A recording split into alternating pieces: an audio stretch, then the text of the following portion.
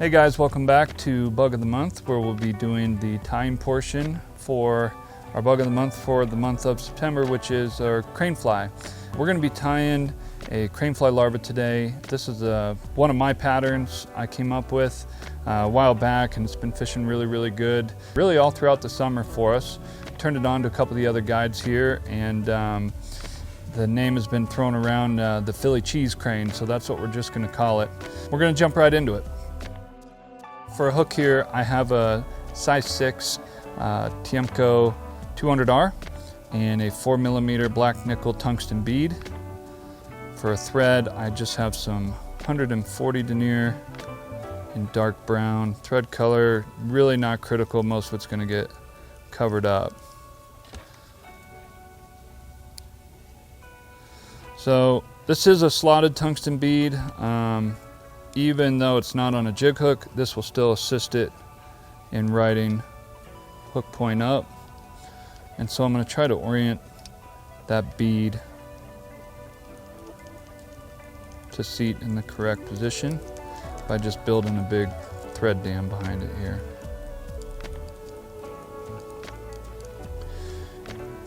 And then just to make sure that doesn't move around on me, I do like to hit that with a little super glue, and then I'll just cover up the glue there.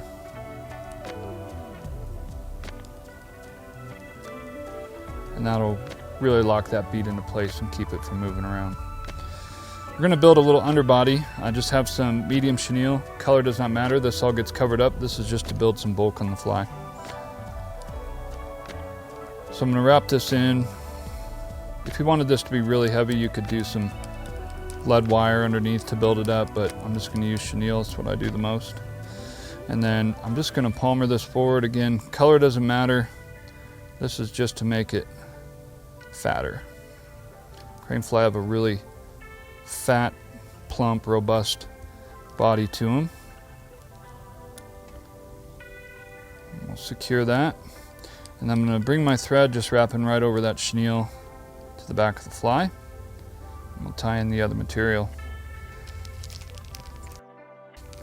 The material on this fly is rabbit strips. The color is sand variant.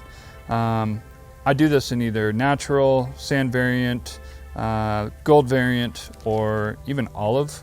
There's quite a few crane flies that got kind of a dark olive color to them, but probably tied in the sand variant the most. We're going to take the whole strip like so, and I'm going to tie in a tail that is about the length of the shank of the hook here, and I'm going to moisten my fingers to bring up that rabbit fur and just kind of separate it to expose the hide. And right at the back of my chenille, I'm going to put in 3 pretty tight turns just to anchor that. I'm going to put in a turn behind and just a couple more right there to really anchor that in place. I'm going to fold that back and just start wrapping rearward, not necessarily overlapping it, but just to make a wedge with the thread, and that'll really hold that in place and keep it from spinning. Fish are really going to chomp this thing, and we get it, if you don't secure that really well, that rabbit will start to unwind itself. A quick half hitch there just to get the bottom out of the way. I'm all about durability in my flies, so I do like to give this a pretty healthy coating of some super glue, just right on the chenille. Again, this just helps everything stay in place. We're going to take this strip, and this can be a little tricky first couple times you do it, but we're going to just palmer this rabbit strip forward, and I'm just barely overlapping the hide each time I come forward. I'm just going to preen that hair back each time, out of the way. If you trap a few, not a big deal. This fly is going to look nothing like a crane fly larva until we get to trimming this thing, so bear with me. Right up to the bead.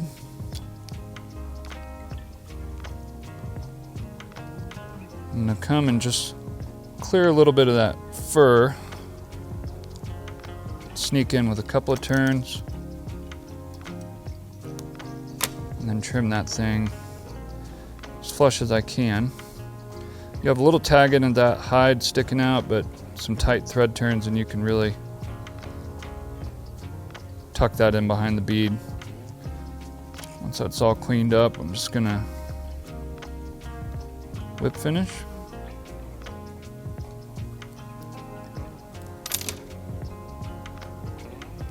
Trim that off. Got any trapped fibers sticking forward, you can get those out of the way. I like to cement at this point. It's a little easier to preen that hair out of the way before we trim it. I'm just gonna get some Solarez bone dry and just go around the whole collar. Again, I want this really secure.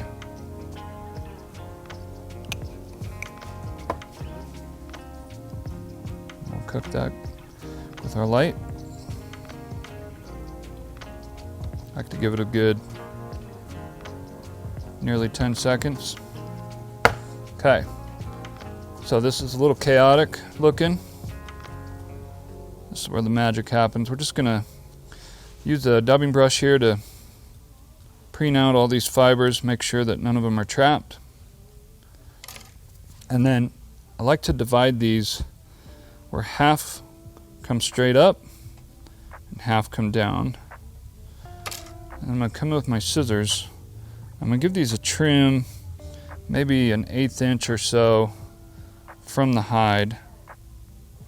And then same thing on the bottom.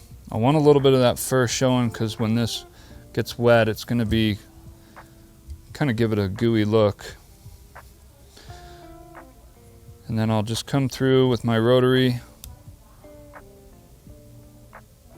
clean this up and just try to make it as round and even as possible.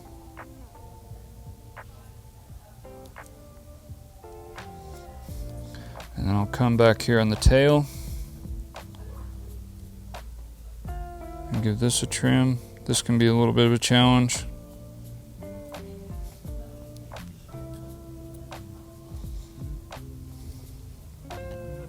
Probably, this is a really quick kind of guide style fly, but the longest step of this fly is just the trim work.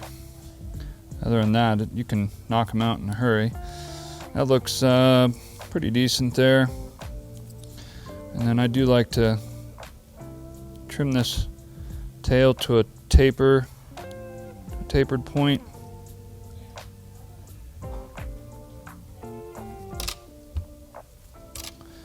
Make sure I got all that out of there. But that is essentially it. We'll call it the Philly cheese crane. Really kind of a very easy crane fly larva.